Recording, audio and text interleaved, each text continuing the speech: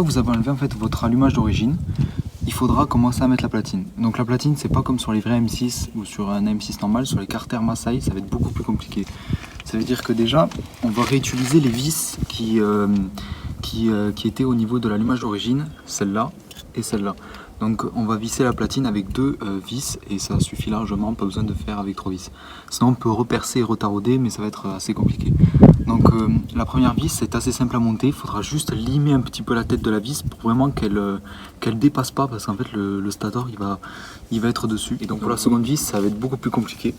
En fait il faudra essayer de trouver le bon trou, donc le bon emplacement, et donc percer avec un foret un trou dans la platine. Donc là c'est vraiment assez compliqué de trouver le bon emplacement, il faut surtout pas se tromper, sinon il y aura un problème. Donc une fois qu'on a percé en fait le trou, il faudra donc mettre la vis et on va voir si on est bon. Et une fois qu'on voit qu'on est sur le bon trou, etc., faudra commencer à prendre un foret de 9 ou de 10 pour commencer à mettre la tête de la vis dedans. Du coup avec le foret de 9 on va percer encore un petit peu, mais pas en entier, pour que du coup la tête de la vis rentre dans la gorge. Et après du coup on fait la même opération que là, on va commencer à limer pareil la tête de la vis légèrement pour bien que ça soit lisse et que ça ne dépasse pas. Et une fois qu'on a fait ça, donc moi ça m'a peut-être pris 1 heure parce que c'était assez compliqué de trouver le bon endroit. Une fois qu'on a fait ça, en fait, on va commencer à caler l'allumage. Donc moi, en fait, donc je vais pas enlever le rotor pour la vidéo parce que l'allumage est déjà calé. Mais en fait, la technique, en fait, ça sera sans le rotor, en fait, de bouger la queue du vilebrequin et en fait de remarquer quand on est au point moro. C'est-à-dire qu'en fait, moi, ma technique, c'est de, en fait, le serrer. Et donc, en fait, ça va, enfin, en le serrant, en gros, je vais vous montrer, ça va serrer, ça va taper. C'est-à-dire que là, je suis en fait bloqué. Donc en fait je vais tout simplement desserrer légèrement ça et remarquer qu'en fait il y a une légère force ici. Donc vraiment on resserre vraiment pour essayer de peaufiner légèrement. Et après on sent que ici en fait on est au point moro. Donc tout ça sans avoir mis le rotor, donc juste avec la queue du vélo. Et une fois que ça c'est bon, en fait on va tout simplement mettre le stator. Donc le stator on va le serrer donc ici. Là, voilà. Et une fois qu'on a mis le stator, il faudra tout simplement le serrer, mais pas à fond pour faire des derniers réglages. Et en fait, il faudra donc ensuite mettre donc, le rotor qui est là, et vraiment le mettre donc ici, et que le trait soit en rapport avec le trait qui est ici. Donc je ne sais pas si vous voyez bien, qu'il y a ici. Et donc il y en a 2, il y en a un à droite et un à gauche. Voilà. Et donc il faut mettre le trait de droite. Le trait de gauche, si je ne me trompe pas, c'est pour les scooters. Du coup, on met le rotor, on essaye de le tourner. Et après, on peaufine avec le stator pour être vraiment aligné. Et une fois qu'on est aligné, on met donc l'écrou qu'il y avait avec l'allumage d'origine. En fait, on va tout simplement serrer. Donc après avec la pige donc, qui va faire office de bloc piston du coup.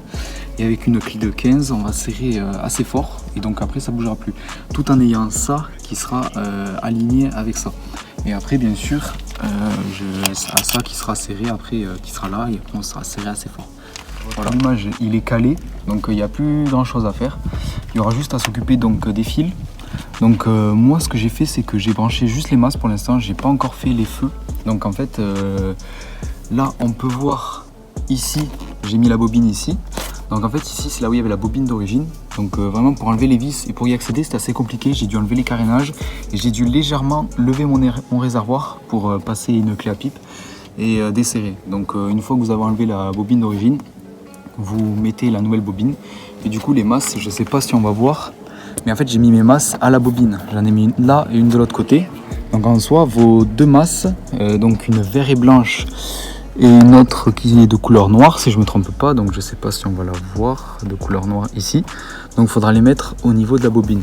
Une fois que vous avez fait ça, donc bien sûr vous prenez votre ancien antiparasite qui avait sur votre bobine d'origine. Donc vous l'enlevez de votre bobine d'origine et vous le mettez ici.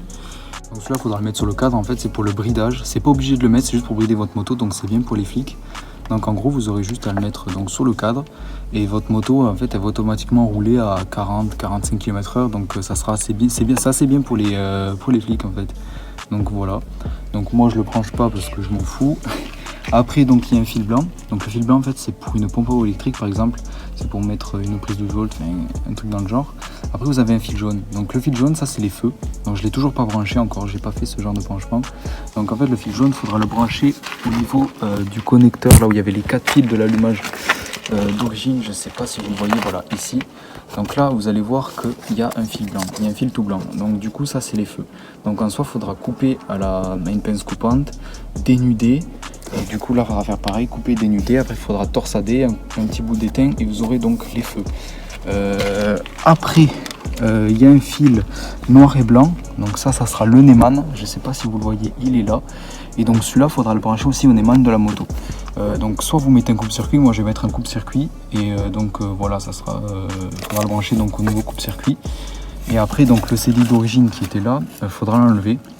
Parce qu'il ne sert plus à rien, donc moi j'ai laissé les fils au cas où si je veux remettre ma moto d'origine. Mais il faudra enlever le CDI. Et une fois que vous avez fait ça, normalement votre moto peut démarrer. Donc le mieux, ça sera aussi d'augmenter votre gicleur. Donc il faudra augmenter votre gicleur d'à peu près, enfin c'est marqué sur la notice, entre 10 et 15 points si vous avez déjà un réglage optimal. Et sinon 10 points si vous étiez déjà trop riche. Et donc une fois que vous avez fait tout ça, et vous avez suivi tout le tuto de la vidéo, vous pouvez démarrer la moto. Donc là, vu que moi j'ai branché rien du tout, il n'y a rien qui se passe en fait. Et après il faudra juste cliquer et démarrer en fait la moto et l'allumage marchera mieux. Donc moi, il y a certaines personnes qui ont demandé pourquoi en fait j'ai acheté un rotor interne pour un kit 50, sachant que pour un kit 50 en fait un rotor interne ça sert absolument à rien.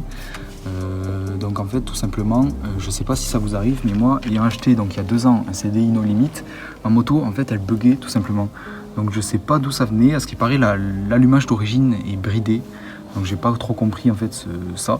Et en fait là quand j'accélérais en fait la moto est montée à 9000 tours à peu près. Et une fois qu'elle était à 9000 elle bloquait. Pendant une seconde elle bloquait, elle ruptait. Et après d'un coup ça repartait. Donc faire ça à la longue c'était très chiant. Et surtout ça me faisait perdre énormément de perf. Et plus il faisait chaud, ce qui est bizarre c'est que plus il faisait chaud, plus ça le faisait. C'est-à-dire qu'en hiver ça marchait pas. Et en été ça le faisait, mais c'était impressionnant, je pouvais pas rouler en été. Sachant que mon réglage carbu était bon, ma bougie était marron clair. Donc voilà, c'est des choses que j'ai pas. Donc j'ai décidé tout simplement de mettre un rotor interne, sachant que j'en avais un en stock dans mon garage depuis longtemps. J'ai mis un rotor interne. Et donc vraiment sur la moto ça a changé énormément de choses. Tout simplement elle prend énormément les tours et elle monte assez vite dans les tours. Après ces routiers, c'est vrai qu'en termes de performance j'en ai gagné, c'est sûr, parce qu'il n'y a plus de bugs. Donc vraiment c'est que du bénéfique pour la moto et voilà. Donc là c'est vrai que là, le stator est pas serré, c'était juste pour la vidéo. Et sinon voilà.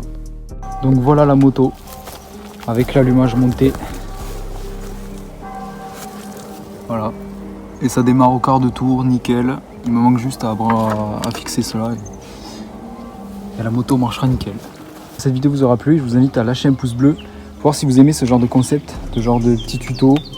Donc peut-être après faire des petits tutos comment préparer une boîte à air, ou sinon comment débrider une Masai entièrement. Donc je montre point par point le nombre de choses qu'il faut changer pour avoir une Masai totalement débridée, et peut-être modifier quelque chose pour que ça marche mieux. Donc voilà, lâchez votre petit pouce bleu, votre like, votre abonnement, et je verrai si vous êtes chaud sur ce genre de vidéo. Allez, ciao.